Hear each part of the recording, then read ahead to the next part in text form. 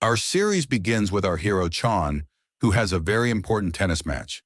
He's nervous and anxious, but he pulls himself together and plays with all his strength. He wins, and the entire court shakes from the girls' screams. Yes, dear viewer, don't be surprised. They're all cheering for him. They're his fans. The moment he finishes the match, all the girls run toward him saying they want to take a picture with him, or at least touch him and say hello. Everyone sees him as the dream boy of the school, the cool, untouchable guy no one can easily get close to. He has charisma, and all the boys are jealous of him. In the middle of all this, there's a girl who's used to watching Chan from afar. Her heart beats fast every time she sees him play, or even just walk down the street. I don't need to tell you, that's Lulu, our overlooked heroine who always stays behind the scenes. She has never dared to approach Chan. She has zero self-confidence and feels like she's not on his level at all. She's afraid to confess her love and be rejected, afraid he might humiliate her, and the whole school would mock her. She doesn't want to become the girl who got bullied for confessing to the most popular boy in school. But despite all that, the love inside her won't leave her alone. So she decides to create a Facebook account where she writes all her fantasies about herself. She writes about the situations she wishes would happen and the moments she wants to live with Chan. Every time she finishes a post, she feels a little closer to him, at least in her imagination. She keeps dreaming that one day these fantasies will turn into a real story. Unfortunately, good things don't always last. No matter how much Lulu tries to get closer to him, she can't. She's like a ghost. No one even notices she exists in the class. Even though she always helps everyone around her, cleans the classroom alone, and participates in school charity work, she still has no friends. She goes home every day feeling like there's no one real in her life except her only online friend, who always likes and comments on everything she posts and supports her.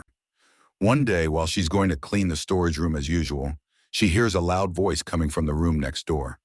She recognizes the voice and is shocked to realize it's Chan. The bigger shock? She hears him swearing. She can't believe her ears. This is Chan, the perfect student, the role model everyone admires for his looks, fame, manners, and morals. Suddenly, he's not as perfect as she thought. Before she can process what she heard, she accidentally pushes the door, making a loud noise. Chan realized she was there. She quickly says, "Even if I swore to you right now that I wasn't you, you wouldn't believe me. It was an accident." "Don't misunderstand, and I didn't hear you swear." He replies, "Fine, I won't believe you, but if you tell anyone about this, I'll crush you." She backs off and says, "Why are you overreacting? It's not that serious. Don't worry. I didn't see you or hear anything." And she runs out, her heart pounding, unable to believe that the moment she had dreamed of turned into a nightmare. But unfortunately, Lulu doesn't notice that she drops her phone on the ground. Chan picks it up, and by coincidence, he opens the account she made, the one where she wrote all her fantasies about him. He reads everything, from dreaming about confessing to imagining what they look like as a couple. His expression completely changes. He understands everything, Lulu's secret that she hid from the world and from him. Meanwhile, she hasn't realized she lost her phone. She gathers her things, ready to go home, when suddenly she's shocked to see Chan standing in front of her. "Where's your phone?" he asks. Her heart drops. She thinks she lost it. Then he pulls it out and says, "I saw everything. So explain, are we dating or what's the story you wrote?" She panics. "I wish it was lost and you never found it. I don't know what to say. Now you know everything. Just tell me what you want and I'll do it. Please keep what you saw between us." He smirks, saying he'd be embarrassed if anyone thought they were dating, hurting her pride. That makes Lulu snap. "Excuse me? Why do you think you're better than me? I'll keep your secret, that you swear, and that you're not the perfect person everyone thinks you are because you're actually a hypocrite. And you have to keep my secret too, that I write fantasies about you. Let's just call this a misunderstanding that never happened."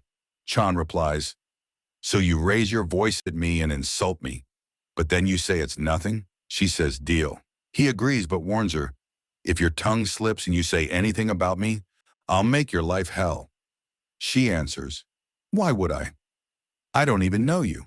They agree to keep each other's secrets. After Chan makes sure everything is safe, he leaves. Lulu stands there, shocked, her heart still racing. She can't believe Chan spoke to her for the first time. He finally noticed she exists.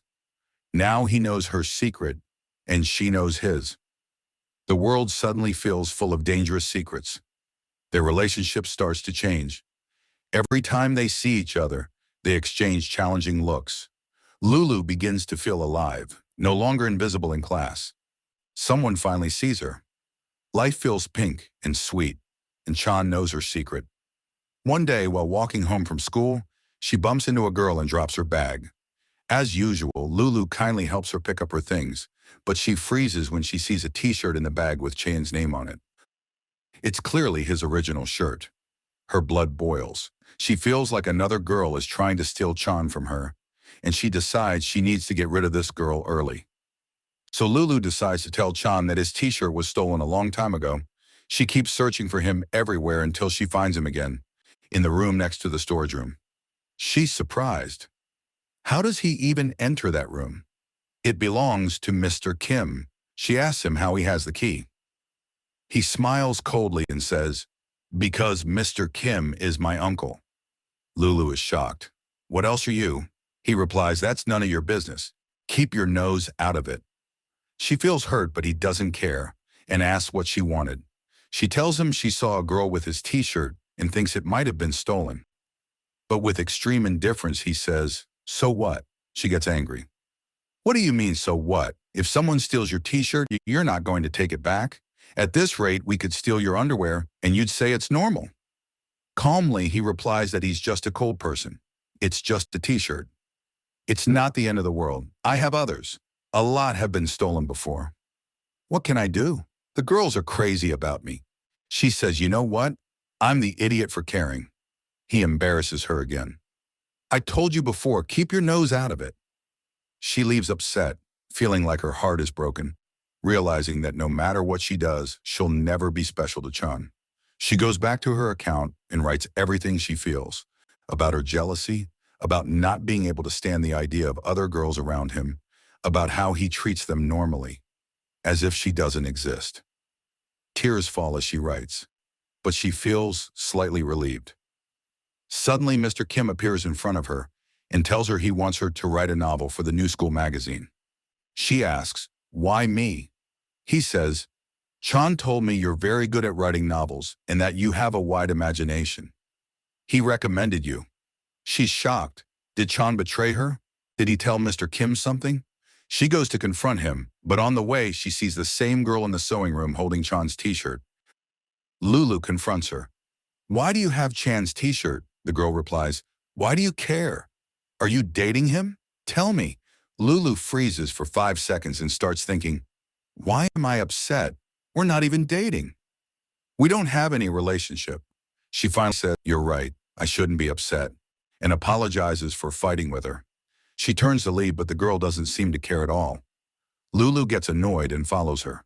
"You have to tell me what your relationship with Chan is." Angry, and tells her to mind her business. Lulu almost falls down the stairs, but Chan catches her at the last second. The girl runs to check on her and hands Chan his t-shirt, apologizing.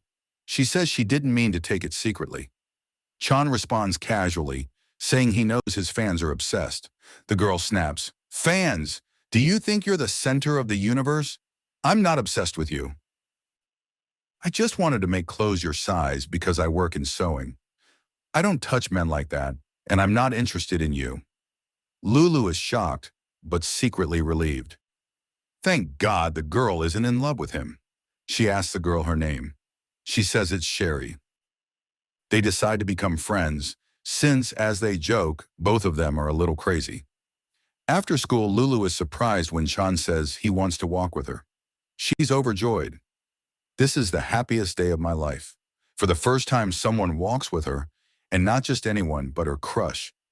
As they walk, she asks why he hides his true personality. He explains that the world wants a perfect person. If people saw his real self, he wouldn't be special anymore. The girls wouldn't love him. He'd just be normal. So he forces himself to maintain his appearance, his body, his diet, even though in reality, he doesn't eat healthy at all. When he gets home, he eats everything. Lulu is shocked that he hides so much and has to pretend just to be loved. She envies him. At least he can act well. She can't. She's always anxious about how people see her, so she chose to isolate herself and act like a ghost. That's why no one notices her. Chan feels sorry for her. He tells her he wants to get closer to her and become friends. But on one condition, she must not tell anyone at school that they know each other. It's for his popularity, and so girls won't stop liking him. Of course, she immediately agrees. The next day, Lulu is surprised when Sherry sits with her at lunch and introduces her to her friend Leo, who tells Lulu that from today on, she's their friend too. Lulu jokes, "I'll treat you like my other friends, the ones who don't exist." She's happy she finally has friends. But at the same time, she's sad because she can't talk to Chain openly at school. To keep their friendship secret, she has to meet him secretly in Mr. Kim's room. When Chan notices she's upset, he decides to make it up to her. He invites her to his house for lunch. She's over the moon. She starts imagining wild scenarios, meeting his family, him introducing her as the girl of his dreams, saying he'll marry her. She gets completely lost in her daydreams. But reality hits during gardening class. She's so distracted by her fantasies that she doesn't finish her work. The teacher scolds her because all her classmates are done while she's still behind. She feels upset. She still doesn't have real friends in class to help her because she needs to finish her work. Lulu is forced to stay in the garden until nighttime. Suddenly, a kind boy appears in front of her and offers to help. She happily thanks him. They start working together, and surprisingly, she finishes in less than 10 seconds with his help. After that, she goes to write her novel and submit it to Mr. Kim. He suggests that instead of writing alone in the classroom, she can come to the room next to the storage room, the same room where Chan stays, so they can sit together and become closer. She immediately agrees, feeling excited. When she arrives, she overhears Mr. Kim talking to Chan about participating in the school festival competition, which includes tennis. It's an international level competition that only the students join, a big opportunity to be discovered. Chan looks nervous and says he might not participate, but when he sees Lulu's excitement, he says he'll think about it. Mr. Kim keeps pressuring him until he finally agrees. Lulu is thrilled because she'll get to see him play. At the same time, Lulu decides to join the competition too, in table tennis. She wins the first day and qualifies for the finals.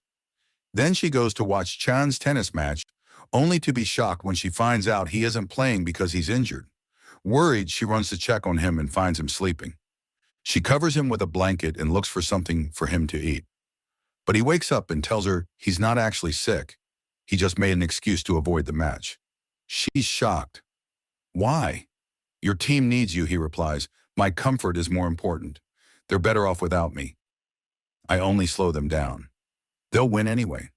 He goes back to sleep casually. She feels disappointed, thinking he's lazy and wants easy victories. She leaves, telling him to do whatever he wants. The next day, she focuses on her own final match. If she wins, she'll bring a medal to her class, but she's distracted, thinking about Chan. She knows he doesn't have many real friends, and that his teammates are jealous of him and treat him badly. She gets nervous and almost loses focus. Suddenly, Chan appears and starts cheering for her. She lights up with happiness and begins playing with passion. Right shot, left shot, scoring point after point. She wins the medal. Sherry claps for her, and her classmates thank her. For the first time, they notice Lulu. She finally feels seen. Afterwards, she goes to thank Chan. He looks nervous and hides his face, apologizing. "For what?" she asks. He confesses before she followed him and saw him training hard. He had wanted to join the match, but his teammates constantly mocked him, saying he only got in because of favoritism and that teachers and girls liked him too much. His confidence dropped. He started believing he would make the team lose, so he ran away despite practicing well. Lulu feels sorry for him. She tells him she's sure he's a good person who worked hard, and no matter what happens, she'll always be proud of him. He's overwhelmed. It's the first time someone likes him for who he really is, not for being perfect. In his happiness, he hugs her and confesses his feelings. He asks her to date him. She agrees, but on one condition. They must keep it secret at school. She just made friends and doesn't want anyone bullying her or envying their relationship. He agrees. Whenever you're ready to announce it, we'll announce it together. I don't care about any other girl but you. She's so happy she starts jumping in place. Sherry notices something has changed about her, but Lulu refuses to tell her. Even though she's happy, her heart still aches. Girls still approach Chan. He doesn't joke or laugh with them like before, but no one knows he's dating Lulu. She feels uneasy. He promises to make it up to her. When they finally go public, he'll take her on many dates and treat her like the most beautiful girl in the world. He even invites her to dinner at his house and cooks for her himself. She finally sees his room, something she dreamed about for so long. Her dreams are coming true, yet deep inside, she still feels insecure. She can't believe she's really dating him. She writes her feelings again on her account. The same person comments as always, encouraging her and telling her it's normal to feel that way and that she'll overcome it with time. She feels better and starts accepting herself that she's normal, lovable, pretty, kind, smart, and helpful. Later, while planting flowers in the garden, she trips and falls again. The same kind boy appears and helps her. She decides to properly introduce herself. His name is Kai. She asks why he's always alone and has no friends. He says he's used to loneliness. She feels sorry for him and asks to be his friend. He agrees. She posts on her account that she made a new friend. The same account comments and congratulates her. And then we discover something important. The person behind that account is Kai. He has known her story from the beginning. He was always the one supporting her, secretly loving her, but he never confessed because he knew she loved Chain. And if he did confess, she would just reject him. Because of Chain, Kai decides to stay by Lulu's side, at least as a friend. What matters to him is simply being near her. At school, the class is upset when the teacher announces that their leader is sick and withdrawing.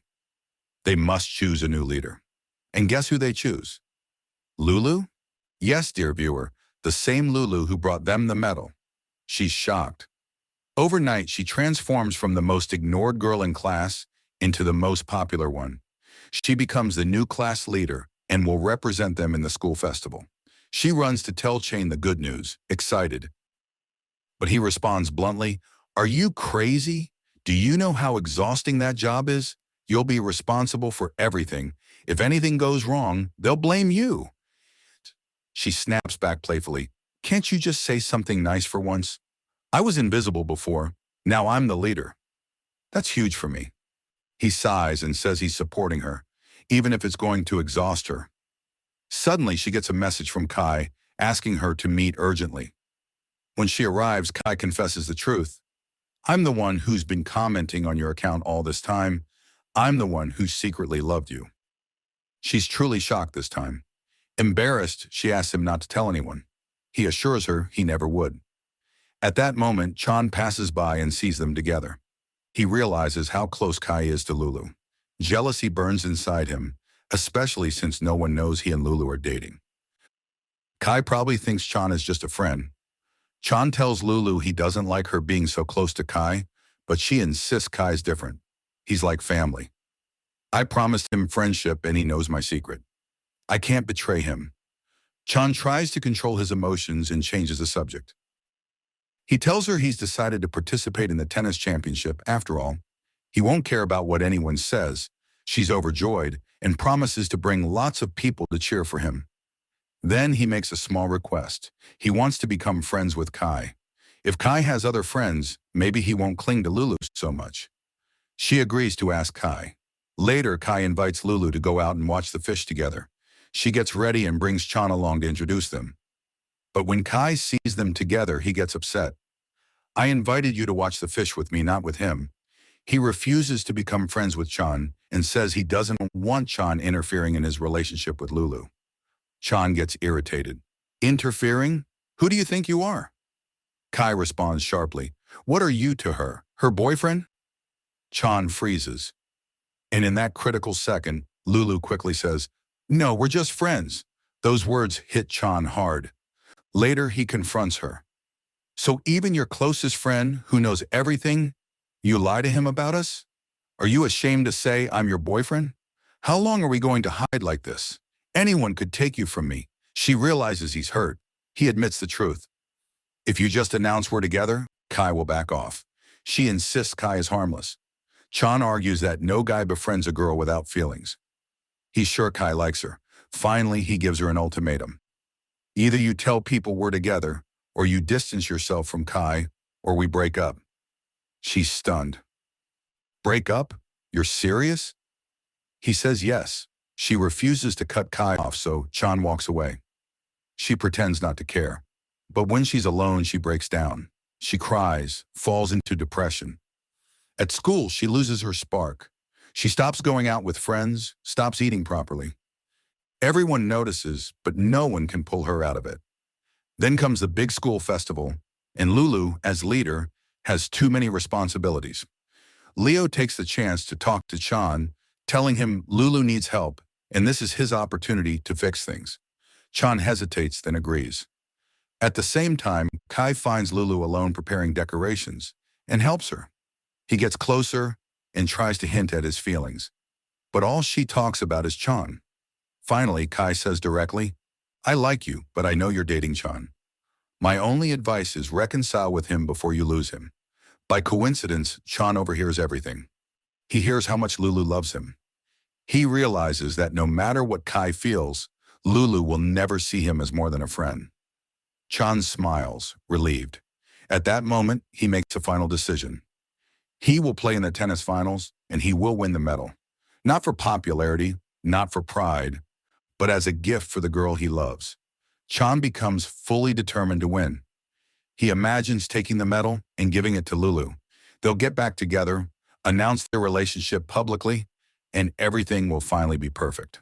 While Chan is playing his match, Lulu finds out from a friend that he's actually competing that day. She wants so badly to go cheer for him, but she's overwhelmed with organizing the school festival. It's her first time leading something this big, and everyone keeps asking her for things nonstop. She starts to panic, afraid she'll ruin everything. Some classmates even talk badly about her, calling her slow and stupid. But Leo defends her, arguing that she's their leader and deserves respect. He reminds them that she brought them a medal and that they're supposed to help her, not criticize her. He tells her some missing supplies are in the storage room. When she goes to get them, something almost falls on her head. But at the last second, Chan appears and saves her. He tells her he won the tennis championship, and he places the medal in her hands. He apologizes for being childish and selfish before. He admits he was insecure and jealous. He tells her she taught him how to be himself, how to stop pretending. He's no longer jealous of I. In fact, he wants to thank him, because through everything he realized how loyal and sincere Lulu truly is. She's happy their misunderstanding is finally resolved, but she says she has to finish her festival duties. He wishes her luck and leaves. The festival turns out beautifully. Everything runs smoothly. The students enjoy themselves, laugh, and celebrate together. After it ends, her classmates come to apologize for how they treated her.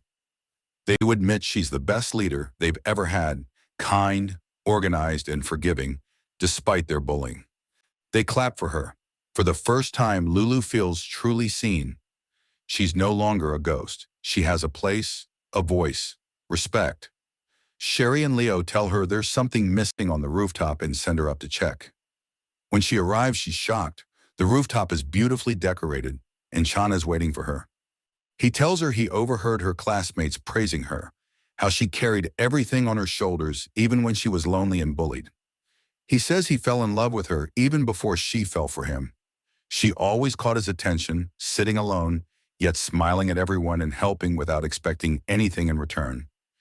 He asks her to give him an answer, to come back to him officially. Before he can finish, she tells him she never truly left him. In her heart, they were already married with kids. She agrees to get back together. She excitedly says she'll tell their friends they're officially dating. He laughs and reveals the truth. Their friends already knew. In fact, they helped him plan the rooftop surprise. Everyone had figured out their relationship long ago. They tease each other playfully, confessing their love again. Then, fireworks light up the sky. Their friends appear and celebrate with them. Lulu finally feels free. No hiding, no more fear of bullying. She's proud to stand beside Chan openly. The next day at school, Chan holds her hand in front of everyone. She's nervous at first, but the girls congratulate her instead of bullying her. On that same happy occasion, Leo confesses his feelings to Sherry, and they start dating too. Everyone celebrates. Lulu returns to her account one last time, but this time she doesn't write fantasies. She writes reality. She posts pictures with Chan, sharing their genuine, innocent moments together. Kai still sees her posts, leaves hearts, and wishes her happiness.